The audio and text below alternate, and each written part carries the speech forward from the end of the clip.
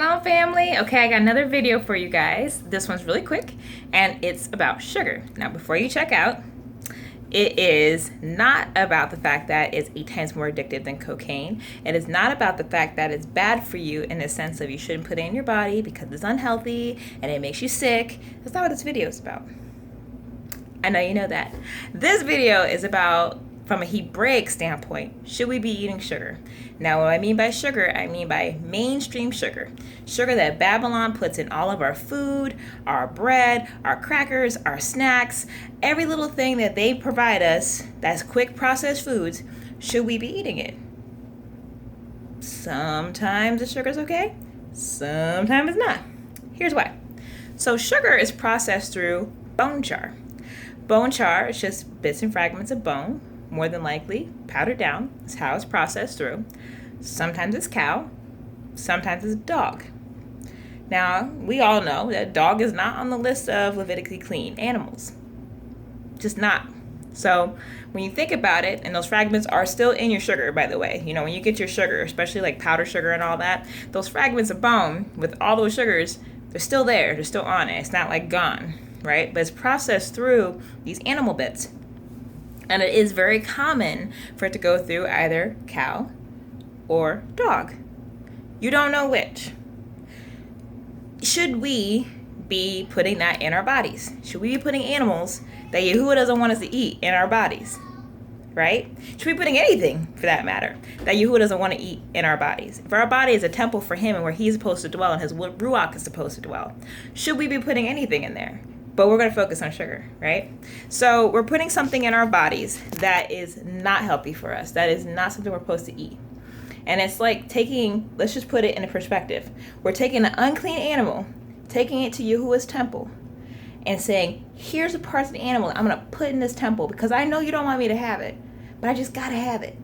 So I'm going to put it in this temple, and you do what you see fit. But please use me, Yah. Hallelujah. Use me. You can't really see him as being happy about that, can you? Well, it's the same thing with sugar, right? You don't know what animal it is. You're taking a gamble. And then on top of that, you know how the sugar affects your body. You know, Iman and Gozi has said it. I've said it. Other people have said it. It's all over. Many people have said it. That is so unhealthy for you. That it tears your immune system apart. That it keeps it acidic within your body. And you keep putting it in there. Day after day after day after day. How long will you toy with it until Yahuwah allows you to feel the full-on effects? Right? Didn't mean to be too heavy, but y'all just let me to say that. So there it is. So it's one thing about the sugars, those main sugars and those main cereals, popular breads, mainstream stuff, you know, crackers and all that. The white sugar that they use is processed through bone char. The ones that aren't are typically turbinado sugar, evaporated cane sugar. There's a couple other types of sugars that you really don't see in the States much.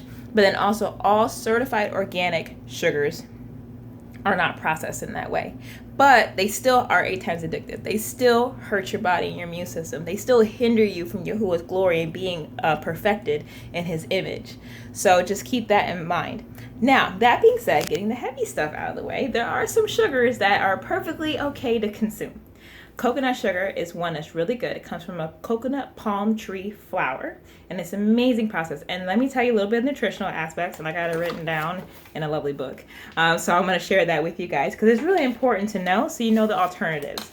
Because I'm not trying to strip everything away from you. I'm just trying to help you to eat better, to eat in a way that's pleasing to Yahuwah.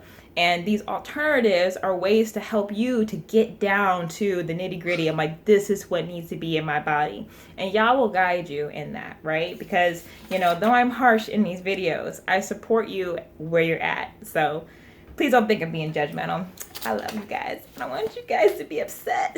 I just want you guys to be clean. All right, anyway, let me stop.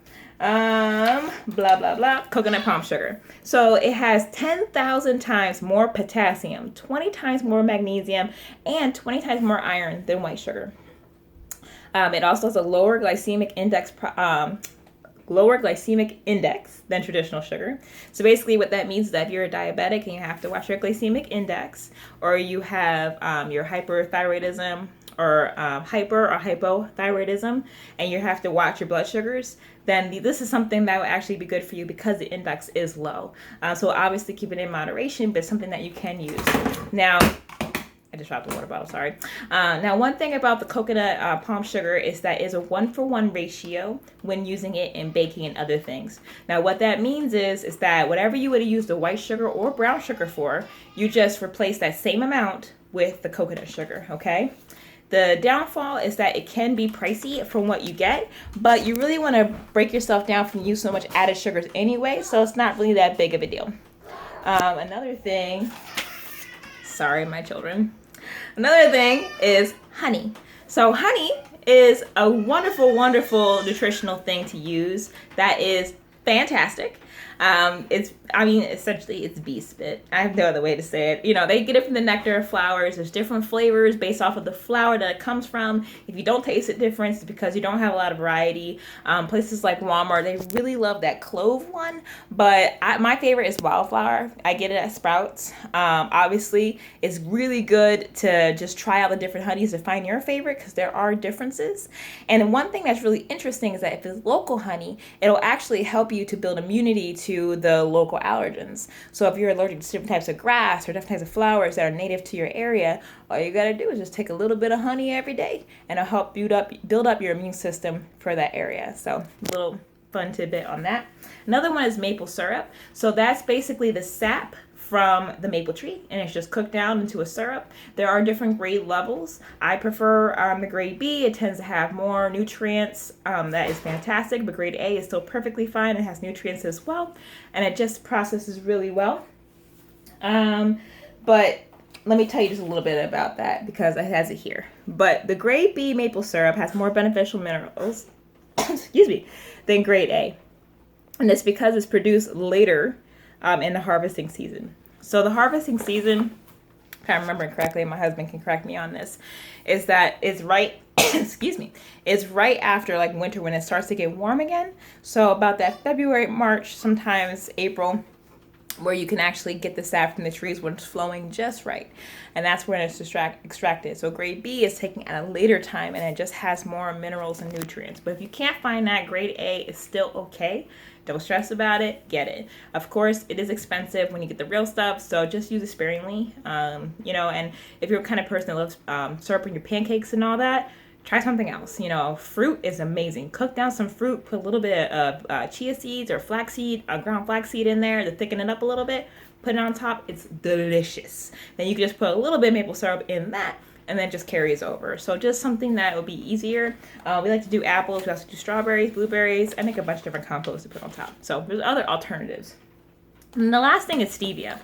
Now, stevia is tricky because stevia, it's a beautiful plant that you can literally just take the leaves, rip it a little bit to open the essence of it, and then put it in your drinks or whatever, and it's fantastic. You can get it in like a powderized form, but you got to be careful with those because it's still processed, right?